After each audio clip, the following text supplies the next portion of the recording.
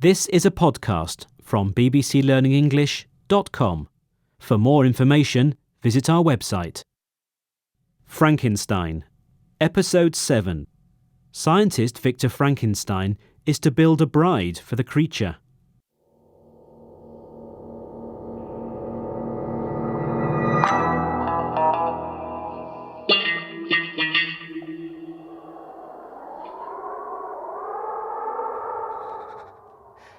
Hello. I'm scientist Victor Frankenstein. You've been listening to the story the creature told me long ago, before I had to come after it and arrived here in the Arctic. The monster I built. I used to care about my science more than anything, and I thought I could control nature. I've paid a high price for that. The creature murdered my young brother, and his nanny was executed for the crime. During that conversation years ago, the monster told me he would go away and harm nobody else if I built him a bride. Should I do it?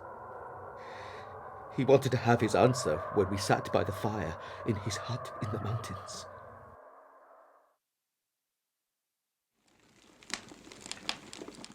So, what do you say? If you give me a bride, you'll never see or hear from me again. All right. I'll do it. Will you? Go home and start working. I'll watch your progress, and when my bride is ready to come to life, I'll be there.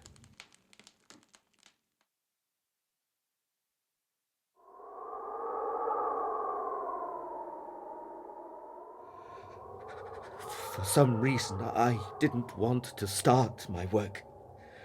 I didn't want to do it in my father's house in Geneva, for sure. I didn't want him to find out about the monster.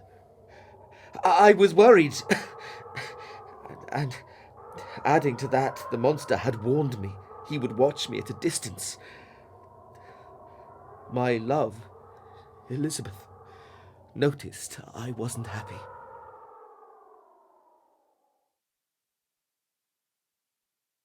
You've been so quiet lately. We used to talk a lot.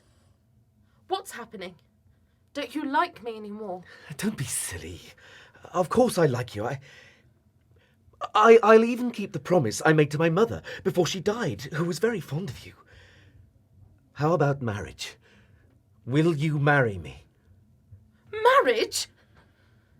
Mr. Frankenstein, did you hear what your son Victor has just said? He asked me to marry him. That's fantastic news. My late wife and I used to watch you both playing together as children. We thought you were made for each other. You'll make a wonderful couple. Indeed, Father. But first, well, I need to spend some time in England. England, my son? Yes, Father. There are some new scientific discoveries there, which I must see for myself. And, well, this could be my last chance to travel and see the world before I settle down. We can have our wedding as soon as I come back, my dear Elizabeth.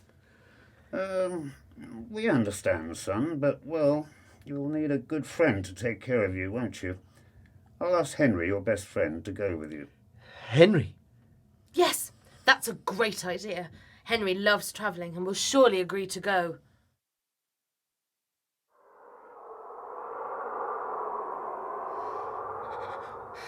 My plan was to go to England and build a bride for the creature. How could I keep my work a secret from Henry? We used to have fun travelling together, but this time it was different. We stopped in many cities, and when we reached Edinburgh, I had to leave him behind.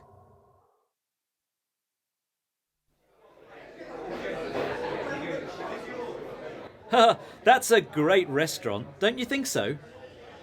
Yes, I suppose so. What's going on with you, Victor? I'm not used to seeing you this sad. What's the problem? I think I need some time alone to think. To think? Yes. I need to think about my life. Let's make a deal. I'll go away for a month or two on my own. And when I'm back, everything will be what it used to be. We'll have a lot of fun together, I promise. Okay, I'll be waiting for you.